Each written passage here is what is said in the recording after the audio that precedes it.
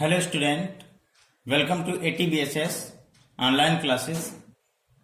पिछले वीडियो में हमने पढ़ा था गॉस के नियम का दूसरा अनुप्रयोग और आज हम गॉस के नियम का तीसरा अनुप्रयोग पढ़ने वाले हैं, जो है एक समान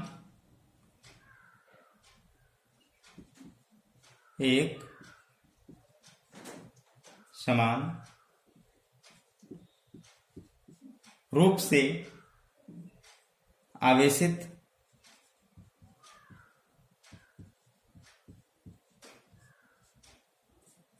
गोलीय कोश के कारण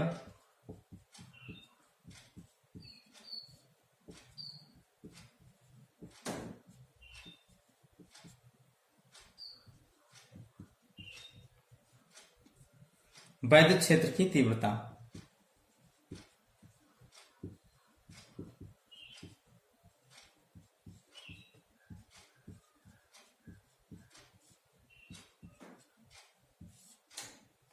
यह आपका है तीसरा अनुप्रयोग। एक समान रूप से आवेशित गोलीय कोश के कारण वैद्युत क्षेत्र की तीव्रता, यानी यहां पे हम गोलीय कोश के कारण वैद्युत क्षेत्र की तीव्रता निकालने वाले हैं। तो इसके लिए एक गोलीय कोश बना लेते हैं।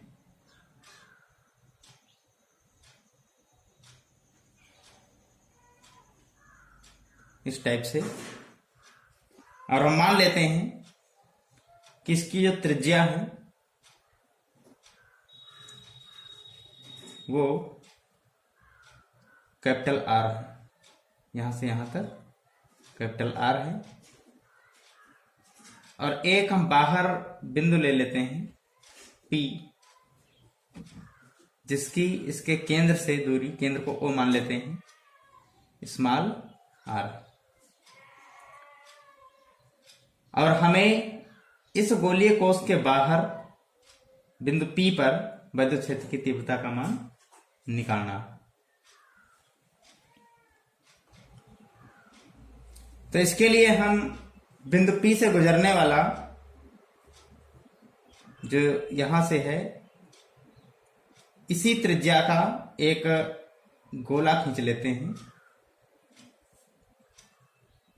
उसको गॉसियन पृष्ठ कहते हैं। इस टाइप से इसी त्रिज्या का इसके चारों तरफ ये गोला खींचेंगे। हम बिंदु P पर मान लेते हैं कि जो वैद्युत क्षेत्र की तीव्रता है वो E है, और इस बिंदु P के चारों ओर एक हम क्षेत्रफल अवयव ले लेते हैं, जिसे हम dA से व्यक्त करते हैं।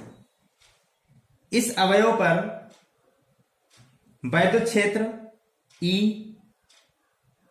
तथा क्षेत्रफल वेक्टर dA दोनों बाहर की ओर को त्रिज्यता दिष्ट होंगी, यानी इनके बीच का जो कोण होगा वो 0 होगा। तो इस क्षेत्रफल अवयव dA से गुजरने वाला वैद्युत फ्लक्स निकालते हैं, जैसा पीछे निकाल चुके हैं उसी फार्मूले से। d फाई E बराबर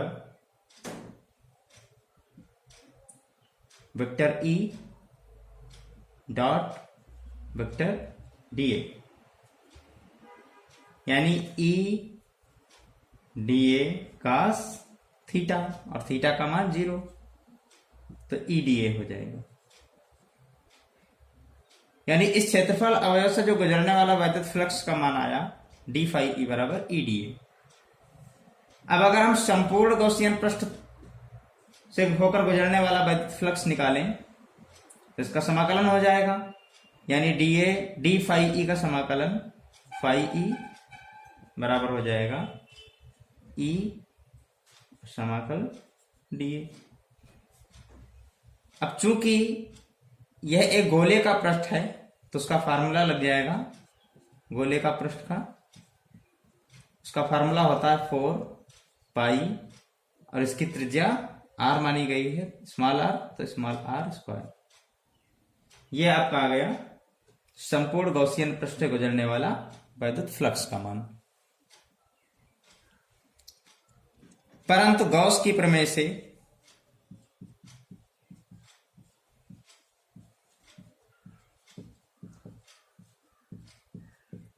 गॉस की प्रमेय क्या कहती है कि फाई ई बराबर क्यू बटे एप्सिलॉन 0, यानी इसको हम लिख सकते हैं कि ई 4 पाई आर स्क्वायर बराबर क्यू बटे एप्सिलॉन 0, या ई का मान यदि यहां से निकालें तो ई बराबर हो जाएगा, ये इसके नीचे आ जाएगा, यानी 1/4 पाई एप्सिलॉन 0 और क्यू बटे आर स्क्वायर। हमने क्या किया, ये एप्सिलॉन 0 यहां पे लिख लिया और ये जो आर स्क्वायर आएगा वो क्यू के नीचे लिख दिया। तो ये फार्मूला हमारा आ जाएगा वैद्युत क्षेत्र की तीव्रता का। देखिए ये फार्मूला हमारा तब आया जब गोलीय कोश के बाहर बिंदु P स्थित हो, तब यह फार्मूला आता है, यानी जो R का मान है वो कैपिटल R से बड़ा होना चाहिए, क्योंकि मैंने जो गोलीय कोश की त्रिज्या को R माना था और ये जो R है ये बिंदु P की दूरी है, यानी जो दूरी है वो त्रिज्या से बड़ी होनी चाहिए, अर्थात बिंदु P गोले के बाहर होना चाहिए। यहां पे एक चीज और देखते हैं, यदि कोश पर आवेश का पृष्ठ घनत्व सिग्मा मान लेते हैं तो सिग्मा बराबर क्यू अपान ए होता है, तो सिग्मा बराबर क्यू अपान 4 पाई कैपिटल आर स्क्वायर, क्योंकि यहां पे जो गोले की त्रिज्या है वो कैपिटल आर रखी जाएगी। तो यहां से अगर हम क्यू का मान निकालें तो ये हो जाएगा 4 पाई आर स्क्वायर सिग्मा। ये क्यू का मान हम इसमें रख देते हैं, चलो इसको हम समीकरण नंबर 1 मान लेते हैं।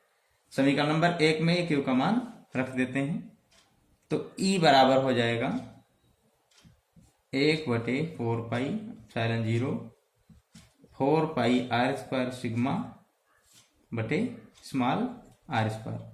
यहां से जो 4 पाई कैंसिल हो जाएगा, तो फाइनली क्या बचेगा, E बराबर यहां पे आपका सिग्मा बचा, तो सिग्मा बटे एप्सिलॉन 0 और आर स्क्वायर बटे आर स्क्वायर, यानी कि कैपिटल आर स्क्वायर बटे स्मॉल आर स्क्वायर। यह भी आपका वैद्युत क्षेत्र की तीव्रता का ही सूत्र है, जब जो बिंदु है वो गोले के बाहर स्थित हो। अब हम मान लेते हैं कि जो बिंदु है वो गोले के पृष्ठ पर स्थित है, गोले के पृष्ठ पर, यानी कि ये जो बिंदु कैपिटल P है ये यहां पे ना होकर इस पे कहीं भी स्थित है, मान लीजिए यहां पे। तो हम देखेंगे कि जो ये स्मॉल r यानी कि जो इसकी दूरी होगी बिंदु P की इसके केंद्र से, वो और कैपिटल R दोनों बराबर होंगे, यानी वो त्रिज्या के ही बराबर हो जाएगा। तो हम कह सकते हैं कि जो कैपिटल R होगा वो स्मॉल r के बराबर होगा। तो जो दोनों फार्मूले आए थे उनमें हम कैपिटल R भी पुट कर सकते हैं, लिख सकते हैं, यानी E बराबर हो जाएगा, ऊपर जो फार्मूला आया था समीकरण नंबर 1 4 पाई एप्सिलॉन 0 क्यू बटे कैपिटल R स्क्वायर। ये कब होगा, जब पृष्ठ पर स्थित होगा बिंदु P, जब पृष्ठ पर स्थित होगा तो ये एक फार्मूला आएगा। और इसमें भी यदि हम R की जगह पे कैपिटल R रख दें तो ये हो जाएगा E बराबर सिग्मा बटे एप्सिलॉन 0 कैपिटल R स्क्वायर बटे कैपिटल S स्क्वायर, यानी ये कैंसिल हो जाएगा, तो E बराबर सिग्मा बटे एप्सिलॉन 0। ये भी एक फार्मूला आ जाएगा वैद्युत क्षेत्र की तीव्रता का, यानी कि जब बिंदु जो होगा वो पृष्ठ पर स्थित होगा तब।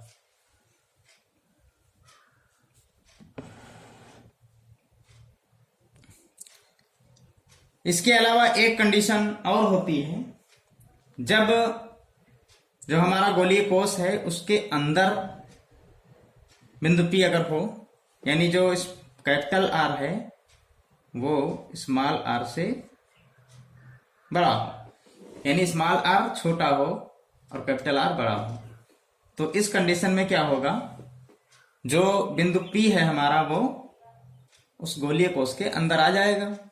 जैसे यहां पे देख सकते हैं, अगर इसके अंदर होगा कहीं बिंदु P तो ये R का मान इस R से छोटा हो जाएगा। तब क्या होगा, देखिए जैसा कि हम जानते हैं कि जो आवेश होता है वो कोष के पृष्ठ पर वितरित है। आवेश जो है वो कोष के पृष्ठ पर वितरित है तथा कोष के भीतर कोई भी आवेश नहीं है, यानी जो गोलीय कोष है उसके पृष्ठ पर आवेश वितरित होता है, इसके अंदर कोई भी आवेश नहीं होता है। तो जो अंदर बिंदु हम मानते हैं इसके, तो उस वाले जो गॉसियन पृष्ठ हम मानेंगे, मान लीजिए यहाँ पे हम बिंदु P मानेंगे अंदर, तो ये जो गॉसियन पृष्ठ आएगा, जब इसके अंदर आवेश नहीं है तो इस पर कोई भी फ्लक्स नहीं होगा, यानी फ्लक्स शून्य होगा। तो जब वैद्युत फ्लक्स ही शून्य होगा तो वैद्युत क्षेत्र की तीव्रता भी शून्य होगी, यानी हम लिख सकते हैं फाई E बराबर 0, तो E बराबर भी 0, यानी गोलीय कोष के अंदर किसी भी बिंदु पर वैद्युत क्षेत्र की तीव्रता का मान शून्य होता है।